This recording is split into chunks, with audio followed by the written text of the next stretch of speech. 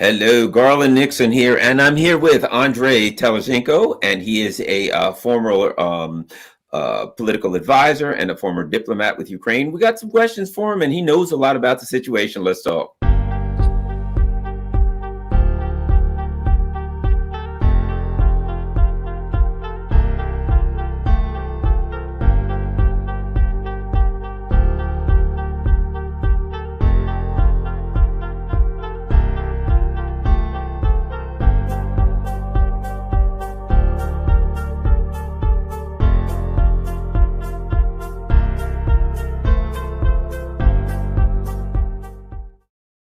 Hello, Andre. Great talking to you Hi, again. everybody. Haven't talked with you for several years since I was with Fault Lines a few years ago. But at any rate, so let's get right to it. Plenty to talk about. I understand that you, in fact, when you were in Ukraine, one of the things that you did is you worked with the prosecutor general, and you know a lot about the Burisma scandal. Maybe you could fill us in on some of the things that you think we would find interesting that positively witnessed yourself, saw Mhm. evidence of. Hi, everybody. Thanks for having me on. Gerald, it's perfect to have me back. Yeah, I was working as advisor to the prosecutor generals of Ukraine, two prosecutor generals, one Yerema after the coup in Ukraine, and then the other one was Mr. Shokin, who got fired by Biden because he was prosecuting the Burisma case and Hunter Biden directly. I was also a witness in the Senate Homeland Security and Finance Committee's uh, investigation in 2020 on Hunter Biden, and was out of 87 pages, 29 pages are about my testimony and my information that I provided to the Senate. I could provide it to the Senate at that time. So basically, Ukraine was used. Ukraine was used throughout these years by the West, by the United States. That's directly, I can tell you that because I worked directly with the U.S. Embassy. I was their guy on the ground. I was I was in the White House numerous times officially, and that's also in the Senate report. And I can tell you that it was total corruption by not only the Bidens but the deep state, the whole deep state, and the Bidens and Obama were covering it up. They knew what was going on, and how it all happened. There were 6 criminal cases on Burisma. It's not that there were no cases at all. Like the media is saying, there were 6 criminal cases happening, and 4 were opened in 14-15, and then 2 more opened by Shokin. And when the liberal media tells you that nothing happened, Shokin was fired because he didn't do a good job, he opened 2 more cases, additional cases, into Burisma and Zlochevsky. The one who closed those cases was Lutsenko when he came after being politically appointed by Biden and Poroshenko to cover up the Hunter Biden and Burisma story. So we were looking into this. We were looking far deep into Zlochevsky, how he gained his certificates for gas development. Because Zlochevsky was a former minister in the Ukrainian government of ecology.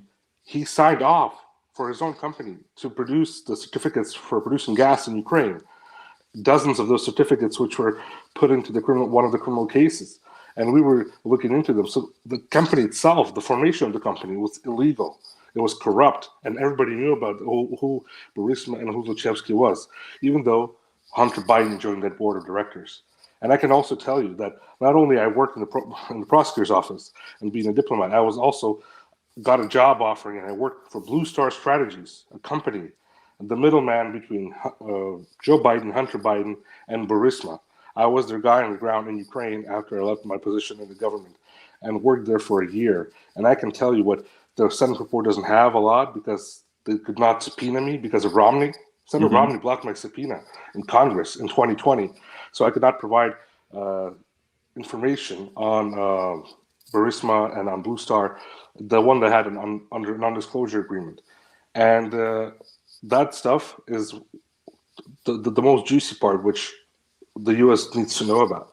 Now I can talk about it. I got sanctioned by the U.S. government illegally. They put me as a Russian spy in 2021 and made me the Treasury Department. The Ukrainian government sanctioned me, so I can tell you, I can talk about whatever happened before without any subpoenas or non-disclosure agreements. So they were the middleman, Blue Star. They knew what was happening. They got Hunter Biden on the board of directors of Burisma. They had a couple of reports for Joe Biden, one legit, one unlegit, like the mafia has legit book, unlegit book. One, the legit one, was openly showing that Burisma was a good company to the public, that there were some problems that can be covered up with PR help from Blue Star Strategies. The other unlegit showed the real one. What happened? Who was Burisma? Who was Luchevsky? What were they doing? And I know this from Sally Painter and Karen Tramontano, the founders of Blue Star Strategies. They told me this directly, how they handled it and how they showed this to Joe Biden himself. So when Hunter Biden was joining Burisma in 14-15, he knew exactly where he was heading into, and they knew exactly what problems they're going to have to fight the corruption and to help cover up the corruption of this company for the money of the oligarchs, Luchevsky, who was the head of that company. And the prosecutor's office investigated that, and that's why Shokin, the prosecutor, got fired by the vice president of the United States, of a foreign country, coming to my country, Ukraine, interfering and influencing in the government work, which was done throughout those last 9 years. Let me ask you this, because one of the things that we've heard basically is that Joe Biden was, in the colonial days, the England would call him a governor of the basically of one of their colonies or territories. That basically Joe Biden, after the United States, was involved in the Maidan coup, basically, installed a new government, that Joe Biden was basically running the country or in charge of the country or the ultimate authority in charge of Ukraine. Was that what you saw? Was that your opinion? Oh, yeah. Joe Biden was the big guy for Ukraine. That's what you can call him. And it all went through the U.S. Embassy in Kiev. As I said, I was the go-to-go guy between all that process. After the coup, after Maidan, which unfortunately I was part of, I was a young guy. I was right in the middle of that whole process during the Maidan. The Newland cookies, that was my idea, unfortunately. I should have she wanted to give out bread. I said, let's go out with cookies, could be a better PR move. So that's how the cookies thing came up. It was my idea in the Hyatt in Kiev in December.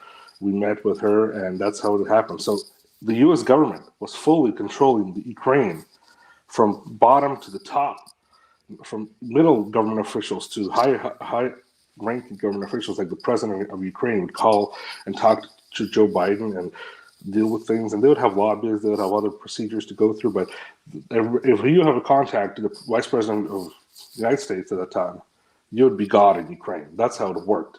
Unfortunately, for my country, it's hard to say for me, but I was also advisor to the first deputy prime minister of Ukraine, who oversaw intelligence. We met with CIA director Brennan. How the meeting with Brennan happened, just an example of how unsovereign Ukraine was. Because I was trusted by the U.S. government, the deep state at that time, by the Obama administration, they would tell me who my boss would meet, the first deputy prime minister of Ukraine. It's like the second person or third person in the country. But he did not know who the meetings he would meet with. Most of the meetings with the U.S. were brought in, like CIA Director Brennan. He would not know who he'd meet. I would know, but I would not be able to tell him because the U.S. Embassy told me not to do that. If I would, then they would fire me. And because this is just a small example, but then in the meetings they would tell us what to do, who to hire, who to fire, who to starting from the U.S. ambassador in Kiev. She would come up and tell, oh, you have to fire so many people in the prosecutor's office or in the cabinet of ministers of Ukraine or in such body of the office, or you should reform this body by firing or hiring these people. And they should tell exactly who these people should be, from the Soros organizations, the Renaissance organizations, from different pro-Western, so-called pro-Western, pro-liberal bodies, which had no clue where they were going, no government experience at all. They would come in and they would be as corrupt as anybody else in the government, but they would be their people, like my son of a bitch. Sorry for my language, but that's how it worked. They would fire people who they did not trust or didn't have control over, and hire people who they had control over. And they would do the same thing, but they would have not only corrupt, but they had no knowledge of government, forming the government. And this is what happened in the prosecutor's case when Shokin got fired and they hired Lutsenko, a person with no law degree at all. Right, that's my understanding, that a lot of people don't understand, and that is that when Joe Biden had Shokin fired, who was the prosecutor general, the same as our attorney general, that the Ukrainian, I think it's called the Rada, basically their Congress, their parliament, had to change the rules because the guy that they brought in to be the new general, the new basically our attorney general, the same thing, prosecutor general, was not an attorney, so he didn't know how to do that job. So if he was not an attorney, it sounds to me that he was just put there to do what he was told. And he did. He closed the Burisma cases one by one, and the head of the Burisma company, Zelensky, paid around $200,000 fine. That's it for 6 criminal cases officially to the Ukrainian budget. And that's what happened even less than a year after Telizhenko became the prosecutor. They changed the law. That was right. Now, at that time, were you working as an assistant to the prosecutor's advisor to the prosecutor's office, or was that when you were the advisor to, I believe, the deputy? Was it the deputy? No, and I was already at that time. I finished my job as a diplomat. I resigned from my post in Washington, and I joined Blue Star Strategies. I was the one who organized the meeting with Karen Tramontano, Sally Painter from Blue Star Strategies. And Blue Star Strategies was one of Hunter Biden's companies, right? It's not the Hunter Biden company. It's a company of the deep state. Karen Tramontano and Sally Painter are former advisors to Bill Clinton. They had way back to the 90s, to the Hillary, Bill Clinton, all that clan. And Sally was the advisor to the president of the United States. And Karen Tramontano was the chief of staff to Bill Clinton at one point. And she was working in the White House. And so there are the company, not just working for Hunter Biden or Hunter Biden's company. They are the deep state company, which helped cover up and advise to Joe Biden through Amos Hochstein. I know who Amos. You know what's interesting? I have reported on Amos Hochstein, and I know who he is well. I know that I've written articles on Amos Hochstein because Joe Biden hired. What's interesting about Amos Hochstein is Joe Biden brought him in prior to the Ukraine conflict to stop the Nord Stream pipeline. That's why he was supposedly some kind of a gas expert, and Joe Biden brought him in, and his job was to stop Germany from moving forward with Nord Stream 2. And I quickly found out that he did the same thing as Hunter Biden, that he went on the board of Naftogaz. There you go. He did. He was working for the Ukrainian gas company and getting paid a lot of money from there, because the average salary from being in the board members of the Naftogaz is more than $100,000 per month. And that's when the Ukrainian average salary is $200 per month for a person. So that's how these people worked. But Amos was Blue Star, Amos Hochstein. They were the middleman between Hunter Biden and Joe Biden. And they were the ones between Burisma owner Zelensky and Joe Biden, the big guy. They explaining how to do business for Joe Biden. That's how they worked. So then it sounds to me like what you're saying is that this Hunter Biden situation was not just family corruption, that there was deep state involvement in it. Of course, it was not only family corruption of the vice president of the United States, which was using Ukraine as a rag to do dirty business. That's why we have a war today, because these people brought Ukraine to a situation where it was used in any way possible for the deep state of the United States elites and for the clan of Biden's and people from like Hillary Clinton's circle. So that's how it all happened. Now, let me ask you this. Our guy, Zelensky, I do know he was an actor. I do know that he had that TV show, and then they started a party with the same name as the TV show, and then in the TV show he was just an average person that became a politician and wanted to, basically the TV show was what he was eventually doing as president. Your thoughts on Zelensky, on his history, on where he fits in here? Yeah, Zelensky, he comes out of basically nowhere at one point. We have this whole process with Shokin, with Poroshenko, and then you have the election process where people in Ukraine are not happy with what's happening in Ukraine. The corruption, the foreign interference. After 2014, Ukraine was 80% foreign influence, United States influence, like this. Like you had the phone number to Joe Biden, you're a god. You have the phone number to the U.S. ambassador. You're everything. You can get a job anywhere you want. So that's how it worked, unfortunately. And not only that, nothing was built. Ukraine, within the 9 years, not even a subway station in the capital city with $1 billion budget before the war. Nothing was built. That's the problem. It was all falling apart. The country was falling apart. The roads were not being done. Everything was getting worse, inflation, etc. So you have the elections, and this guy out of nowhere comes out, Zelensky. I got a call around February. He was already known at that time that he's going to go for the presidency, and said, you should support this guy, help him get elected, because I was working with some people from Ukraine business elite side, consulting them on politics, and they said, we want you to help us work with Zelensky. And we did. I did meet him a couple of times, but not more than that. And I didn't trust him because how can a clown, an actor, be the president of a country like Ukraine, the second former most strongest country in the Soviet Union? And yeah, it's falling apart, but that's not the case to destroy it further. I was told he's going to hire half professionals or 70% professionals, and then everything else he's going to hire people from his own team. So you're going to have a professional government. Doesn't matter who you work for. You're going to go which we would hire and get things done. And the country's going to start rolling. And he promised peace. So I said, okay, if that's the case, I'm going to also support this guy. So that's why he got 73% of the votes, because people wanted peace. People did not want war with Russia. People did not want war with any other country. Nor Russia, nor Belarus, nor Georgia, nobody. People just want to have peace. That's why he promised. He came as a peacemaker. And the outcome today is war. So he got brought in by Kolomoisky. Kolomoisky, everybody knows that. Unfortunately, at that time, he had also problems with the United States. And he had problems from the outside, which he had to flee from Israel. And he's an old Ukrainian oligarch who financed Zelensky, like from top to bottom.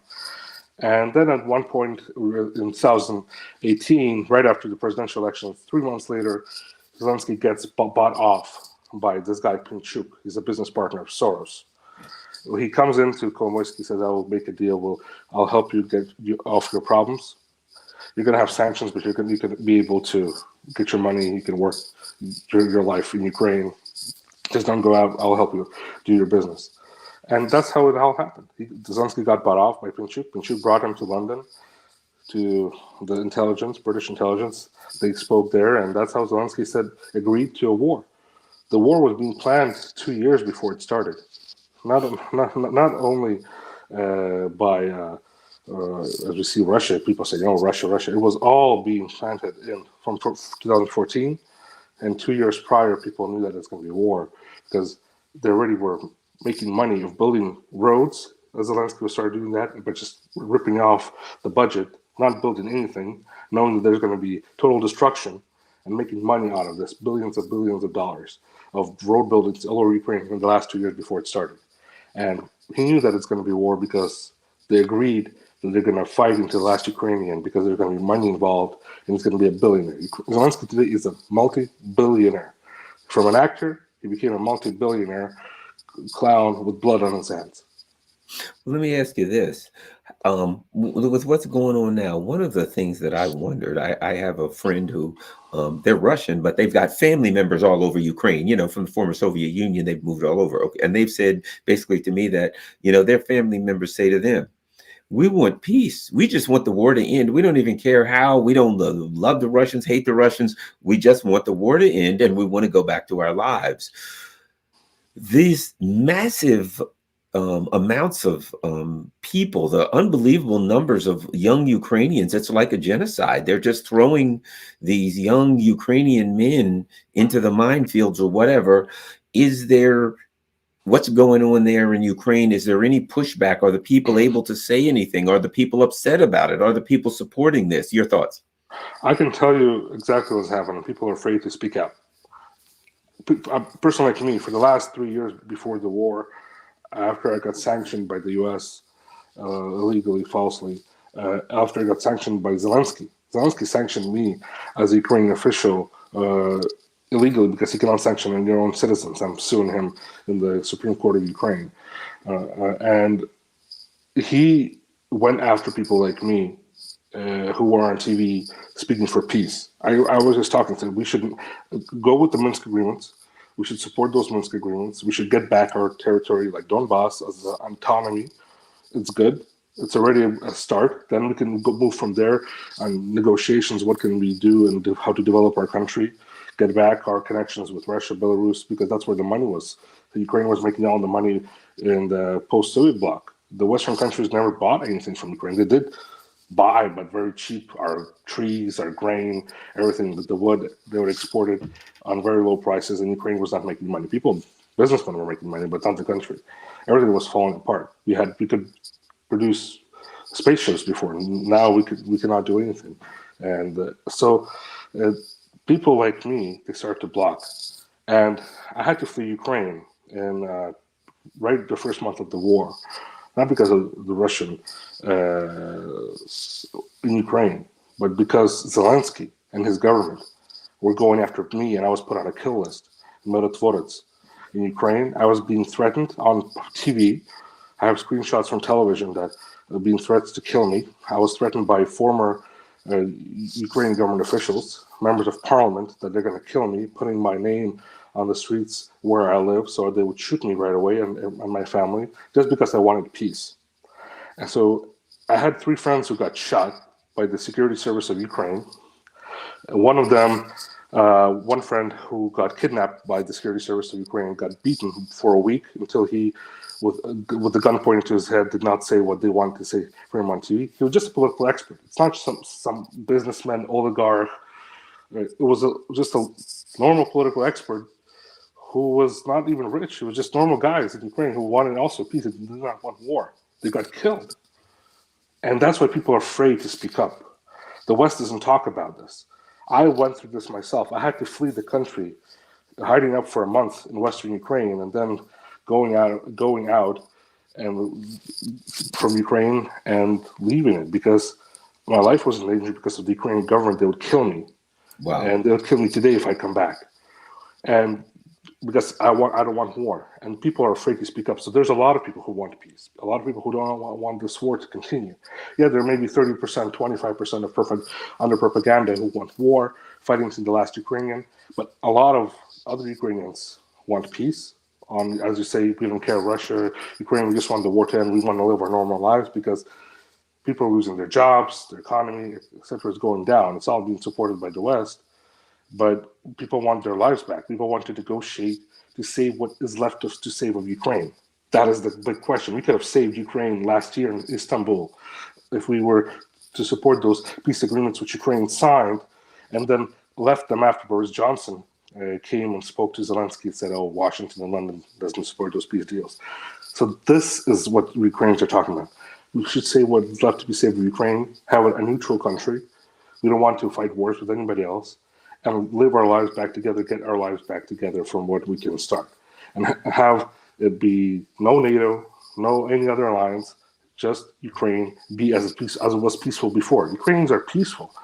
In the last 9 years, Ukraine became something which I never saw in my country. I lived in the US. I not only worked there, but I lived there for 10 years in Canada and the United States.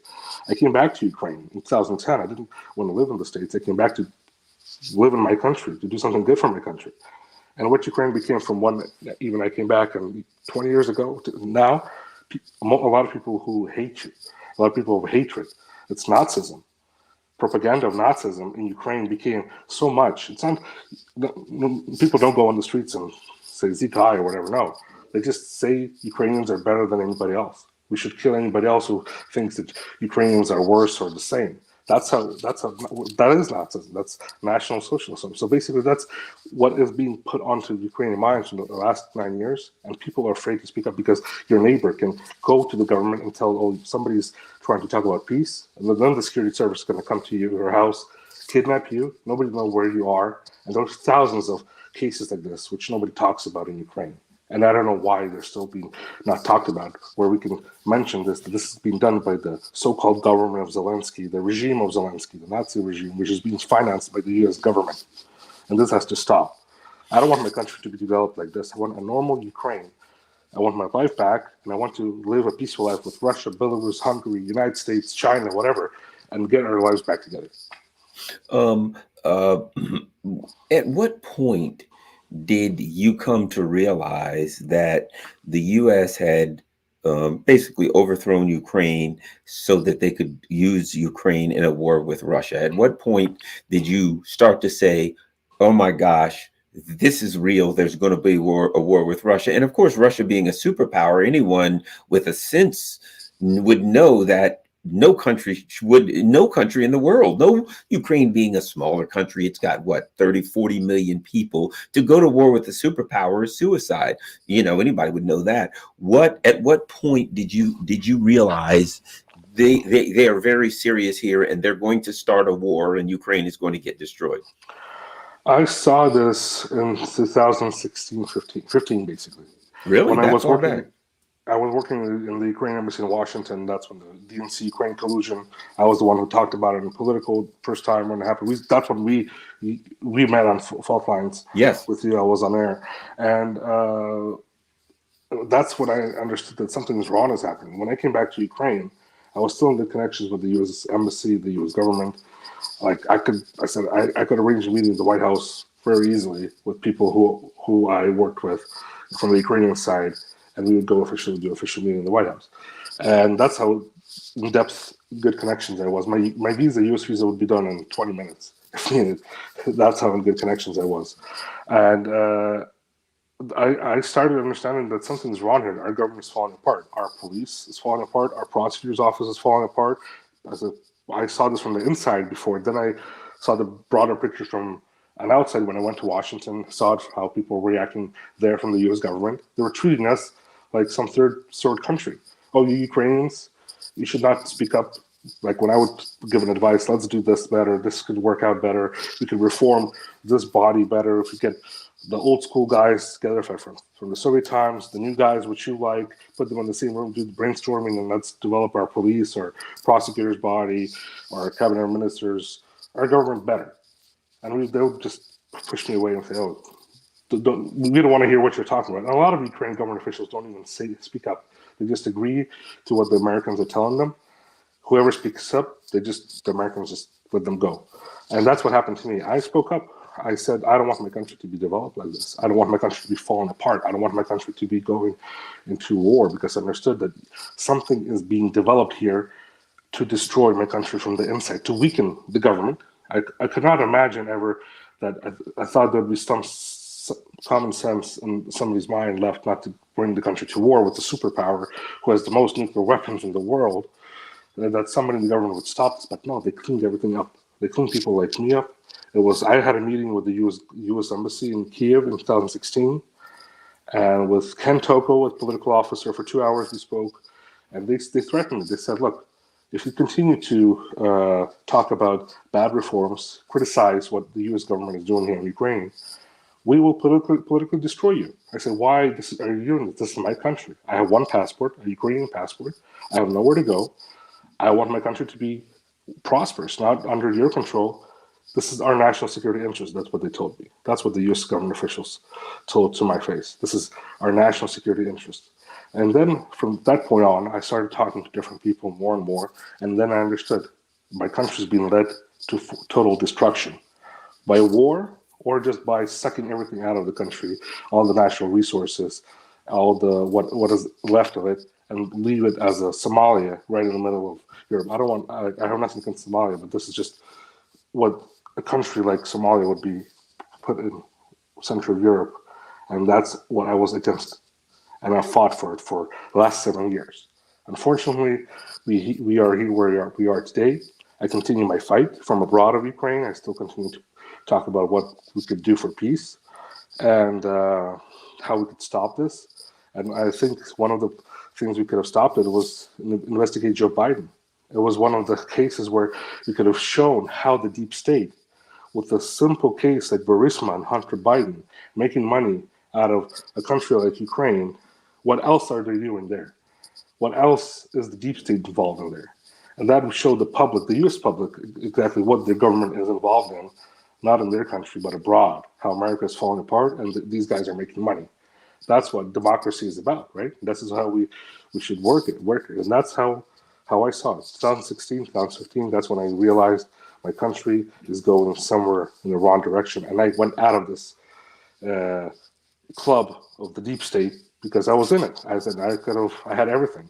I could have been anything I wanted, and I just didn't want to support this. I didn't want to have blood on my hands or my own people. Let me ask you this. In looking right now, the NATO meeting in Vilnius is coming up in a couple weeks. And the talk that we've gotten for years is, oh, Ukraine's doing great. Russia's falling. They're out of weapons. They're fighting with shovels, blah, blah, blah. As I look at it and I see, Ukrainian city after city, the things are getting blown up. Things are getting, the Ukrainian military, and I even use the word military, I guess, half-heartedly, because they're just taking people off the street. Are you really military if they grab you and give you 2 weeks training and put you in a uniform and call you a soldier? You're not a soldier. You're a kidnapping victim. But here's my question. I can look at it right now and see, man, this is terrible. They're just throwing their people, the Ukrainian country, they're just throwing their people out to be killed. It's terrible. But yet they're saying on television, we're doing great. We're keeping up the fight. What do you think about the current situation in Ukraine and going into NATO? They can't keep this up forever. I don't know if they know they can't or if they don't care. Anyway, the current situation as far as the battlefield and the, unthinkable losses that Ukraine has been taking for these years. Yeah, that's true. Unfortunately, dealing with the people in the deep state, they believe that they've so lost their mind. When God wants to punish you, He takes your mind out from you. That's what's happening to them. They lost their minds. They believe they can persuade with all this process. They believe they can make everybody believe that this war has been won by Zelensky regime, that this war has been won by the United States in Ukraine, and that this is a war for good. For this is a good war to fight against evil. They really believe that this is still, they can win this. Unfortunately, or in a good way, this is also good for normal people that one day this will be over because they believe it so well. Like Hitler believed he's going to win. Until the last moment, he went psychopath in his bunker and he thought he's going to win the war. And then when the Soviet tanks were right up his nose and he lost it. And that's how it's going to happen right now. I hope it's going to not lead to World War III, but definitely what is happening today, Ukrainian young men don't want to fight. Ukrainian soldiers out. If this was a war for Ukraine, if this was a war really for my country, I would be there also on the battlefield. I'm fighting my life. I had my life ruined by Western politics, but I still continue to fight. I would be there in Ukraine, but this is not Ukrainian war. This war was provoked, done by the NATO countries, the West, by promising Ukraine NATO and EU membership, and then going back and forth with all these promises, giving a candy and taking away, like with a child. This is what's happening today. So, and Ukrainians understand that also, but as I said, too much propaganda, too much information. People don't know where to take it from, and a lot of media sources are being blocked in Ukraine. And today, I think what is happening right now, the war is being lost by the Ukrainian regime, the Zelensky regime. It's not even the Ukrainian regime, it's the Zelensky regime, because Ukrainian people are good people. They're devoted Christians. Their religion is being taken away from them. They're fighting for their lives right now. They're fighting to stay alive.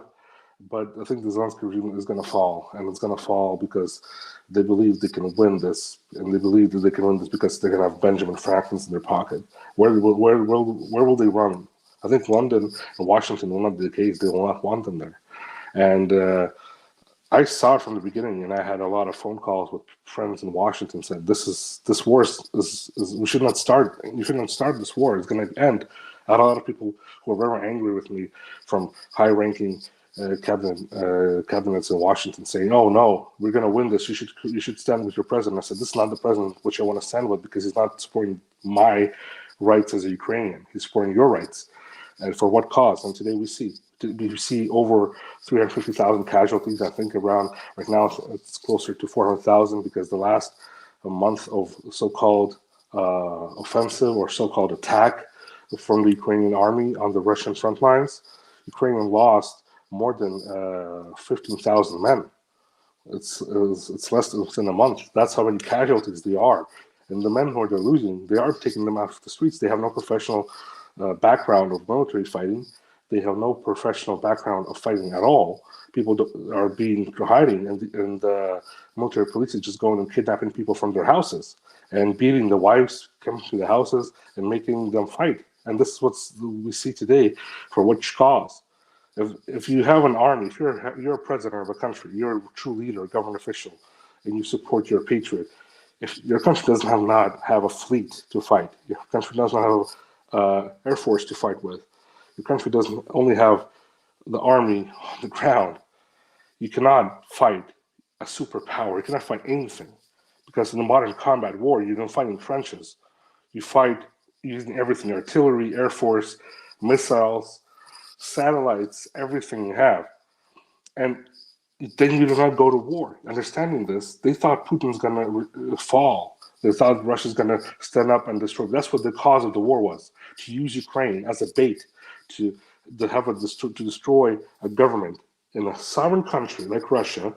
And that's what they tried to do. That's what Washington and London tried to do, the deep state. And they didn't manage it. And Ukrainians are still dying. Then leave the country. Let our country develop, and let us see what we want for ourselves: a future with peace or with war. But they're still continuing the propaganda. They're still continuing to finance the war. They're still continuing to give them weapons. If they were so cautious for Ukrainians to save their lives, they would try to have peace talks.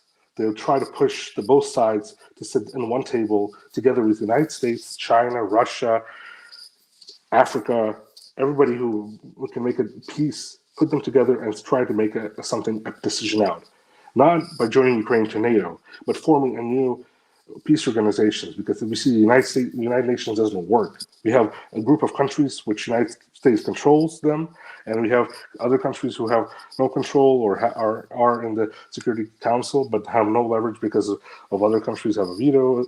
And we have to form a new peace organization. And maybe the capital of that peace organization is going to be in Kiev, Ukraine. The World Peace Organization, where we're going to have India, China, Russia, Egypt, those countries, Brazil, in the Security Council, sit down together because the global shift has changed.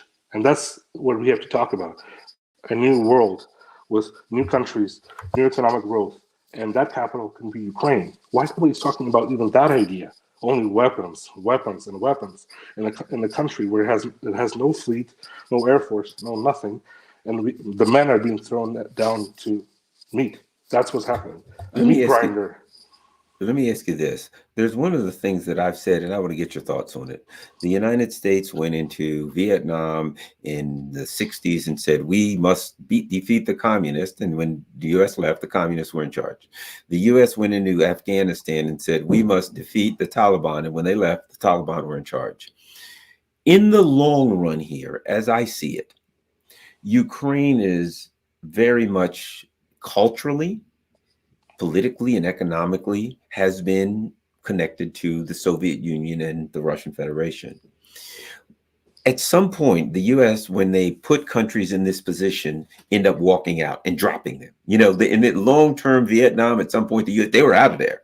Afghanistan, at some point, things went south. They were out of there. And it is my belief that one of these days, the United States will look at Ukraine, and we may not be that far from it, and say, well, didn't get what we want, didn't work, the country's destroyed, everybody's broke, we're paying for all the bills, not anymore, we're gone, and leave Ukraine like they've done every other place in the United States. And at that point, the only place for Ukraine to turn will be next door to Russia for assistance. I may be wrong, but as a famous football coach we have, Bill Parcells, says, you are what your record says you are. The U.S.'s record says they go into countries, they overthrow the government, but when things go bad, they walk away and leave everybody and go somewhere else and start some mayhem. What are your thoughts about that? Do you think at some point the U.S. walks out of Ukraine and says, well, this didn't work, bye, and they're gone, didn't leave the Ukrainians holding the bag? Or does Poland say they want to come in? Well, they're just about out of ammunition. What happens anyway? Yeah, U.S. has a record of doing that. Ukraine does have a record of being part of the Slavic world, where we are part of with Belarus, with Russia. We have more in common than anybody else. We have the same religion. We have Orthodoxy, which has a 1,000-year history. That's the core. We have the same saints. We have the same holidays, which today Zelensky is trying to catalyze. Is that why they're closing down the churches and locking up?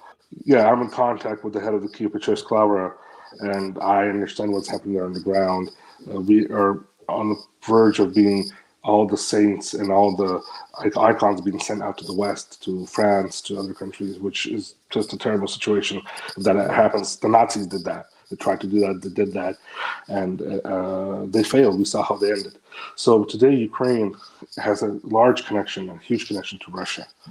We're not Russians, we are Ukrainians, but we are connected, interconnected historically with the Kiev Rus, with the forming of Ukraine. Unfortunately, the last 30 years, Ukraine was not being taught, and the politics in Ukraine was not being put as a country of peace and the motherland of Russia. It was being put as a country that hated Russia from the beginning, right from the beginning, even though we are the same. We had the founder of Moscow was the son of our king from the Kiev Rus. So we are all one family. And that's 1,000-year history. Our patriarch 1,000 years ago went to Moscow. That's where he sits. We cannot say the Pope has to be in Washington because he's in the Vatican, that's bad. Nobody says that, right? Even though there's a lot of questions maybe to the church everywhere in the world. But our Pope is in Moscow. That's how the history is. And that's how we have to deal with it. And we have a lot in common. Our people are the same. Even look how the houses are built. You look how the culture, the food, everything else is interconnected. The families are interconnected, not only during the Soviet times, but throughout hundreds of years and thousands of years. So today, what happened in America sees the fall of the Soviet Union. They see opportunity to destroy Russia further. They couldn't do that at that time. They had Yeltsin, who was basically an alcoholic trying to rule Russia, and they were trying to form their own governments in countries like Ukraine. They couldn't do that after the Orange Revolution, so they did it after the coup in 2014, and they basically put a Slavic country. What Brzezinski wrote in the 80s, how to destroy Russia is to have two Slavic countries fight, to spill blood. That's U.S. policy. It's being taught in university. It's not some secret document. It's not some conspiracy. This is the logic of the U.S. government and the deep state. Not the whole U.S. government, because a lot of you Americans are good people. I know that, and I live there, and it's 4th of July today, so happy 4th of July to everybody. It's a great holiday, but the deep state is ruining not only the United States, it's ruining countries around the world. And it's going to leave Ukraine one day or another, like it's left Afghanistan. As soon as the situation in Taiwan hits the fan, that's how the U.S. cannot go two ways. You cannot fight two wars. That's the problem with the U.S. policy today. And I know that from the people who are working on the inside. And what I know also, that what's going to happen, and take my word for this, they're going to blame Zelensky for losing the war. Zelensky, that's why I said he's not going to be able to leave to London and to Washington. I don't know where he's going to go. He's going to be in Ukraine, and he's going to face trial for what he did to Ukraine and Ukrainians. But everybody's going to blame him in the West. All the media, everybody's going to go against him because they're going to try. The deep state is going to try to cover up for what they did in Ukraine and blame people like Ukrainian government. So Ukraine will have to go with the new government. Will have to go to its neighbors: Belarus, Russia, Hungary, Georgia, everybody around, to rebuild their country, because nobody's going to give us money. Nobody's going to give a failed country loans. We already are in depth of foreign loans. This is the money which is given to Ukraine today. It's not free money. It's all loans which we have to return. And I think the West will have to understand, if they would want to return that money, they'll have to talk to any government in Ukraine that is going to be the new government. If the new government of Ukraine would want to have peace with Russia, Belarus, and countries around us, not want to have fight war, they would have to recognize the government, because if they would not recognize the government, they will not be able to get their money back. The $200 billion which the West and the US and the European Union gave to Ukraine, they'll want it back. So they'll have to recognize the new government, talk to the new government, and negotiate what they can return. And Ukraine, working together with countries like Brazil, China, Russia, will form and rebuild itself. and we will have to face the consequences of what the U.S. did to us and what was done throughout the last 30 years in Ukraine.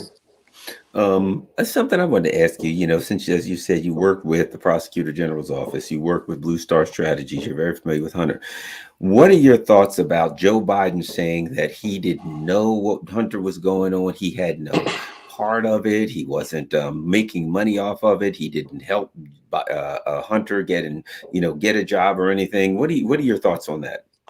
As I said at the beginning, he knew everything what was going on. That was Amos and Blue Star's role to tell him, describe to him in simple words what were the problems with Burisma, how to solve them, how to make money, because he was the one who was involved in meetings. He was the one who would give a green light to sell off very expensive gas developing equipment to Burisma, which was under criminal cases in Ukraine. And the owner of Burisma had to flee in Ukraine, could not buy that equipment from the United States. So a green light would have to be given off from somewhere high at the top, not only on Hunter Biden's level. He was there just being his father's son.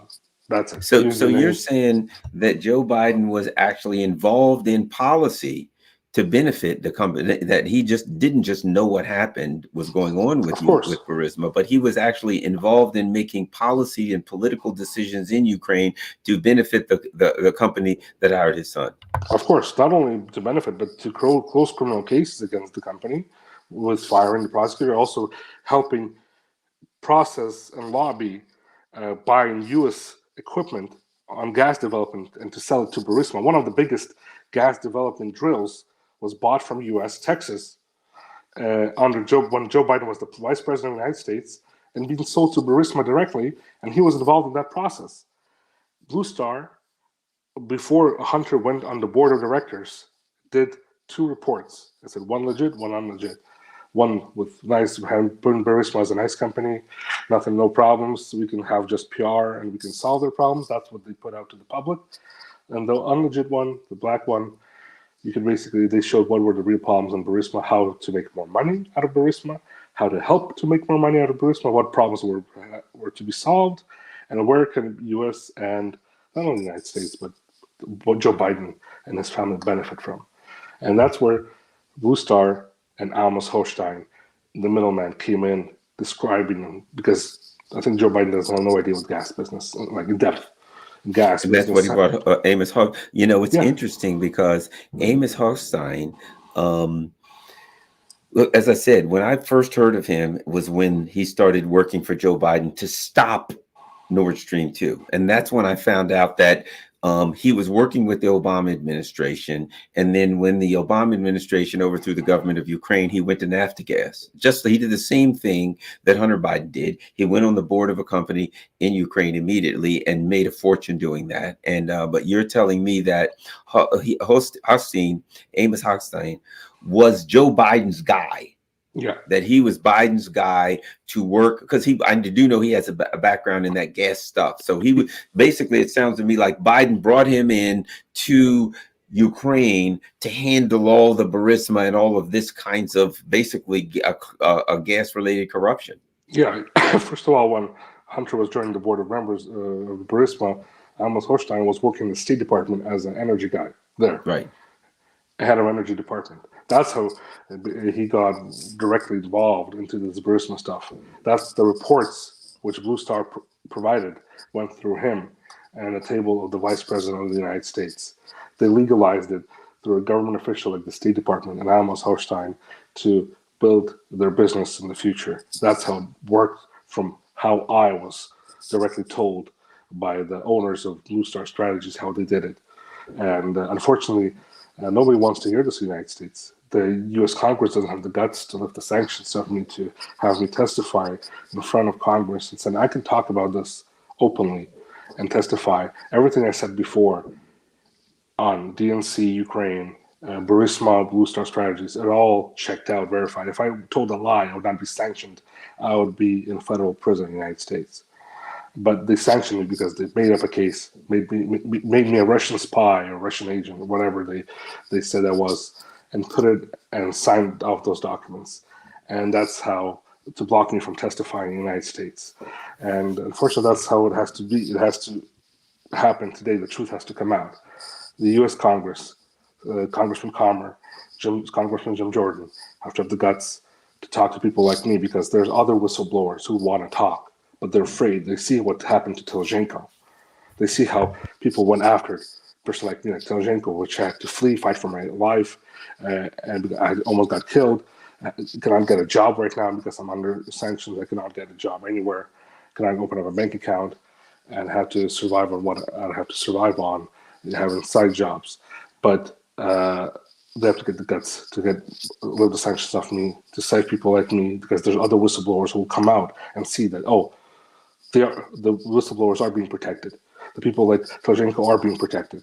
We want to come out and tell the truth and bring the puzzles together, because I only know a part of it.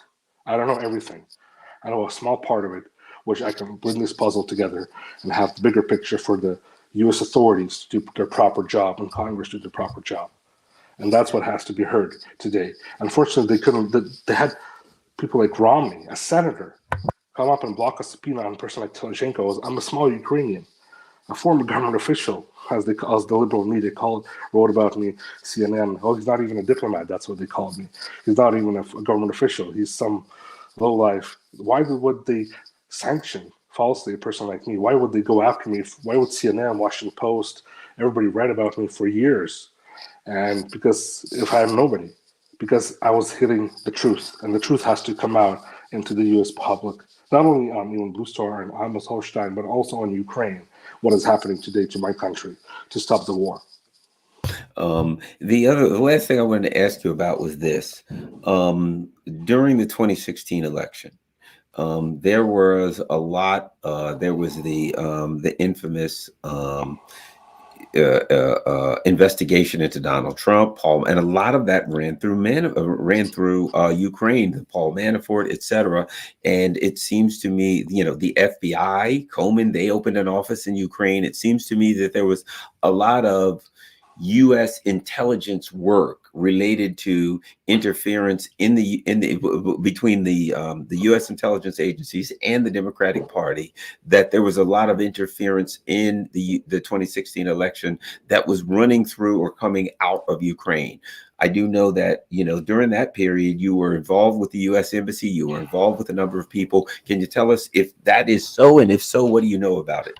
Yeah, that is so. I was one of the first whistleblowers on the Ukraine DNC election interference when the Ukrainian embassy was involved in working together with the Democratic National Committee and Alexander Chalupa, on which I testified not only publicly in the U.S. media, which the political article by Ken Vogel, but I also testified to the Federal Election Commission, where I was subpoenaed in 2019, and I testified in Washington, D.C. under oath to them on what happened. They closed the case after I got sanctioned, the head of the Federal Election Commission, just because I got sanctioned, not even on this case. It was a separate case on the Hunter Biden story I got sanctioned for, but they still closed the case because they didn't want to continue to process it, because it would lead to somebody going to prison from the Democratic Committee. And it was there. The election interference, I got orders from the U.S. That's when I resigned from the Ukrainian embassy in Washington. And I got direct orders from to meet with the Democratic National Committee officials like Chalupa.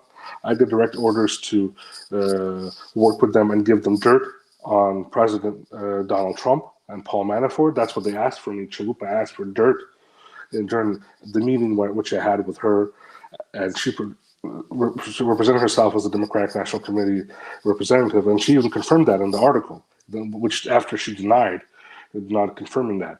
And I can tell you that I got orders to look into George Papadopoulos and Carter Page weeks before their stories hit the news. And that was interesting for me. And before I resigned, I did provide the information on those investigations to my superiors at the embassy, to the ambassador, which he directly ordered that to me. And unfortunately, we saw what happened afterwards to these people. And I testified that everything. And I have confirmation emails which I provided to my superiors at the embassy, that I sent information on Carter Page and Papadopoulos weeks before it happened in May of 2016.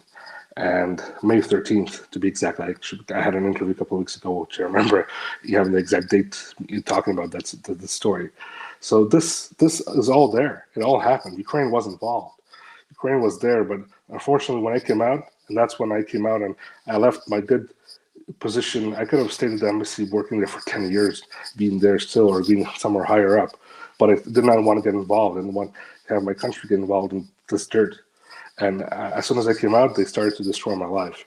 And as I said, I was working for Blue Star for a year, but then as soon as I came out with the article on Politico, they fired me almost a couple months right afterwards. They didn't continue my contract.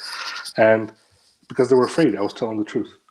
And this was there. Ukraine was used from the beginning. Ukraine was used for the last 30 years, and the last 9 years exactly, Ukraine was used very hard to go in U.S. politics and foreign politics as a dirty rag. My country, a country where people are born, was used as a dirty rag to do dirty work. And I didn't want this to happen. They call me a Russian spy just because I talk about this. They are the spies. They Let me are ask you this. the Let me evil. ask you this. They called you a Russian spy. They sanctioned you. What was this about? You're a Russian spy. I mean, did they ever present anything to you? Did they ever come to you and say, we think you're a Russian spy? What's this business? Because it's like Konstantin Kalimnik. I still see that he was a Russian. They're like, yes, Paul Manafort gave stuff to Konstantin Kalimnik, who was working with the FSB or GRU or whoever, anyone who says something that they don't like or is involved in any kind of issue, they just say, or anytime it's convenient, that person is a Russian spy or works for the Russians. Tell me about that. Yeah, that's what they used the tactics during the Soviet Union, which the Soviet Union used to destroy people. Oh, you're a British agent, you're a British spy, and then they would destroy your life. It all started in the news. It starts in the news. I was laughing at this because I knew that I was not a Russian spy. I had access 5 times to the White House officially. Officially, I was verified by the U.S. government to go into the White House and have meetings with the advisors to the President of the United States starting 2013. If I ever was a Russian spy, it would be popped up. And this is also in the Senator Johnson, Senator Grass's report from 2020. They're asking questions. Why did you work with this person for years? Blue Star Strategies, a Democratic lobby firm, Obama White House officials, meeting with Telizhenko for years. Not just the U.S. Embassy in Kiev, but the White House being access. Why did you give this guy access? And if he's so bad right now because he came out against you, that's the question. I came out against them, and that's why they have the power to use all what they have to go against people like me. That's why I'm saying, U.S. Congress has to have the guts to come up and save people like me, to fight for people like me, so other whistleblowers can come out and tell the truth, because they will see that they're going to be fought for, not going to be destroyed and thrown under the bus. And I can tell you that, like Manafort mentioned me in his book, which came out this year, in the White House meeting about Nabu and him, where this whole story started to pop up on Ukraine interference. And I was there. I was in those meetings. And I'm not a Russian spy. I said, if I was a Russian spy, I probably would be approached by U.S. officials and talked to. But I worked with the FBI counterintelligence unit from New York for 9 months. And from 2019 till 2020, I was meeting with them almost every month for 6 to 9 hours in hotel rooms, trying to have them understand what the Burisma case was about. And if I was a spy, I would be arrested by the counterintelligence of the FBI. But I wasn't. I was being listened to. And they were actually looking into this case. But why they stopped to meet with me? They just stopped meeting with me one day because they said the agents who brought that information to the top, because the deal was they offered me to work for them officially. I denied. I said, I'm going to do it as a good citizen, as out of goodwill. And my name would never be used in those reports. Now I can talk about it, because before I could not talk about this. But because they threw me all under the bus, I can tell the truth right now on anything. They went up to the top, to the Washington, and told that we have information on Biden. This guy was telling us, this whistleblower was telling us. And they got pulled off the case because it went over their pay grade. That's how I was told. They had to leave me and drop the case. That's what happened in 2019, 2020. And if I was a spy, the counterintelligence unit of the FBI would tear me apart. The Federal Election Commission would never subpoena me, and I would never testify. The Homeland Security Committee by Senator Johnson, the Finance Committee by Senator Grassley would never use my testimony out of 87 pages, 29 pages of my testimony and my information from my emails and my communication with Blue Star in their report, in the Senate report. This is all just deep state propaganda, which are trying to go against me. People in the deep state are very powerful. That's why they're using things like sanctions to go against people like me, because there's no court. And sanctions, you cannot go in front of a grand jury and testify and say, oh, I have the rights, I have evidence. No, they just sanctions you. You cannot even go, it's a political decision. I did want to ask you, I know I said one more thing, but one more thing. NABU, the FBI's so-called anti-corruption bureau in Ukraine. I've often brought it up. It's strange. There was a point in my life, I retired from law enforcement. I was a law enforcement official in Maryland, and I worked with the FBI's Joint Terrorism Task Force. And after I worked with the JTTF, people asked me my opinion, and I said, it's an intelligence agency masquerading as a law enforcement agency. What the hell are they doing in Ukraine? The FBI is supposed to be handling in the United States kidnappings, bank robberies, terrorism in the United States. The United States overthrows the government of Ukraine, and the FBI opens an anti-corruption bureau in Ukraine. It sounds to me like it was in fact, a corruption bureau in Ukraine. What can you tell me about NABU? And I also understand they were involved in going after Manafort and on and on. NABU, what do we know? Yeah, I can talk about NABU a lot. I saw when it was being formed. I knew the head of NABU, Artem Sitnik, pretty well. He would tell me directly, I want to be a U.S. agent. I'm ready to work for the U.S. government as long as they give me power. That's what Artem Sitnik, the head of NABU, told me directly to me while we were sitting there and drinking. And I was in contact with all these people for years and years. I was in the meeting with the head of NABU in the White House when the Paul Manafort stuff got mentioned. The name Paul Manafort was never mentioned in that White House meeting. That's where they mentioned a U.S. citizen working for the former government of Yanukovych to talk about the Ukrainian government officials and the Ukrainian prosecutor's office and NABU would bring any information to the U.S. government about any U.S. officials working with the Yanukovych government, which was overthrown by the U.S. That's what it was mentioned. That's what the first start. And Paul Manafort mentions that in his book, with my involvement in it. And that was also Fox News talked about it. Laura Ingraham about this, and I was there, and I heard what they were talking. Biden's national security people. And Eric Sherman was in that meeting with Artem Sitnik, the head of NABU, talking about Paul Manafort and how to basically start an investigation into people like Paul Manafort to destroy the Trump campaign in the future. So that's how it all started. And NABU, they discussed during the White House meeting also how to give illegal equipment to NABU to do tappings into Ukrainian government phones, offices.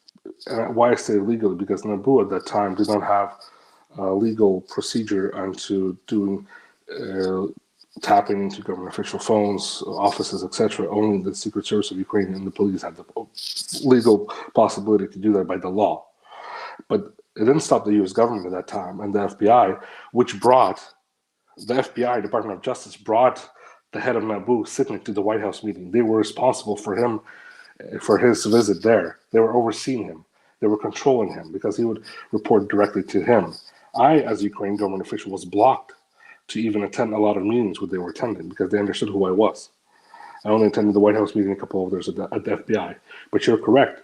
An FBI, an internal body within the United States, which by the law cannot go and do foreign investigations or foreign intelligence work, only the Central Intelligence Agency can do that, went and formed a body in Ukraine like NABU, tapped the phones and offices of the president of Ukraine, the high-ranking government officials, to use it in their own work, to use them as puppets, or destroy people who would not collaborate with them and not do what they would want to do.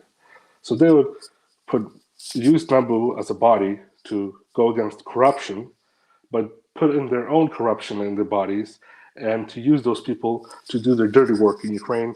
And the outcome we see war today. So to have those people do whatever they wanted them to do and obey what the U.S. Embassy, the FBI, the U.S. government, the deep state would tell them to do. It sounds last one. It does sound to me like there's from what you're saying that people in the Obama administration and the Biden people were in fact working directly in Ukraine.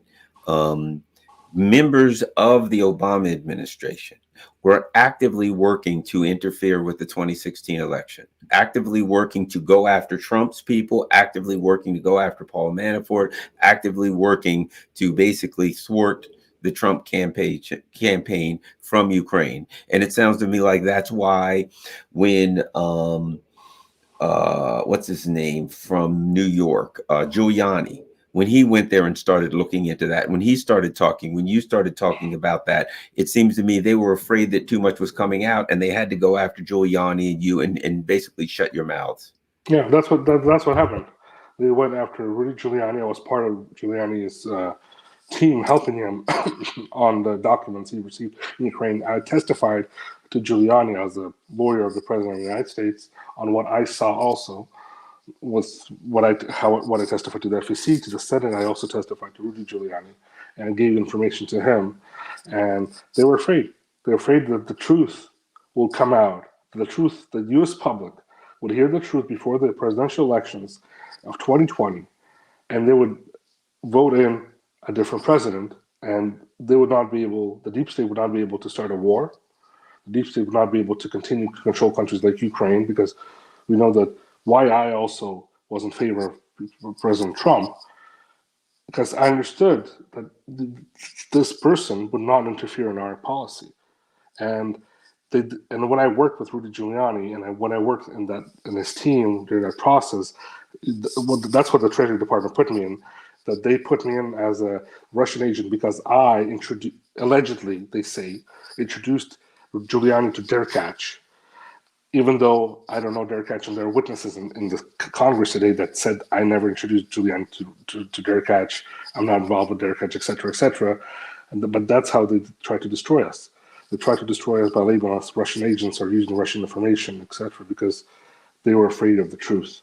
They're afraid that we would come in and this truth would come out, and some Ukrainian would testify in Congress, and all lies would just explode in their face. Like Vindman, all these people who testified, they testified in Congress against me, saying that I'm not a legit witness, even though I never knew people like Vindman. I never even met with these people. How could he testify who I am and who I'm not?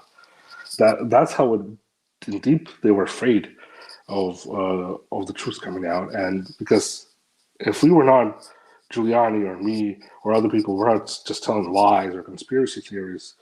Oh, they'll just say, "Oh, these people we should put them in the nut house. Nobody's going to listen to them. It doesn't make sense."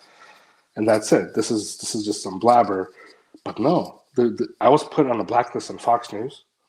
I was put on a lot of blacklists on other news agencies because they were afraid that I was going to come out and talk about this, or Giuliani would come out and talk about this. I was blocked. I was destroyed, and that's it. The question is, if you would destroy somebody, go this far to lie about him, then there's something to hide. And that's why I'm still fighting. I'm still fighting for the truth to come out, because if this truth comes out, it could stop a war. In today, what could stop World War III. Maybe a small part, but not everything, but a small part could lead to the stoppage of World War III. That's why I'm still fighting today to have it being heard in the U.S., because only the U.S., if it sits down with Russia, can stop this war. Only if the U.S. decides to stop to send weapons to Ukraine, to the Zelensky regime, which is killing its own people, and going after people like me, then this war will end. Then we would be able to sit down on a table and negotiate a peace deal, which would save my Ukraine to be a country which we can rebuild in the future. Certainly, let's hope that happens soon. And I certainly thank you for your bravery, and I thank you for your hard Thank you. work. And we'll stay in touch. And we are on YouTube. We're also on Rockfin. I've also got my stuff up on Odyssey and Twitch. So we've got a couple of free speech platforms, particularly Rockfin, but Odyssey also. So everyone feel free to go to any of the platforms to check this out. Thank you very much, Andre. And let's stay in touch. And I look forward to talking to you again soon. Thank you, Gerald. Happy All 4th right. of July. All the best to you guys. All right. Thank you. Andrii Telizhenko. I thought that was great. I followed a lot of those stories for a long time. And, I hope there wasn't a lot of insider talk. I would advise people to look at it, listen to this. There's a lot of really good information there. And of course, as you know, if you say something that goes against the mainstream narrative, if you say something that goes against the deep state narrative, they're going to call you every name in the book, every kind of Russian spy, Russian bot. And I saw an interesting article today where they mentioned RFK Jr. and other people, and they couldn't do anything else. So they just said, what they're saying aligns with Kremlin propaganda. That's kind of like Garland,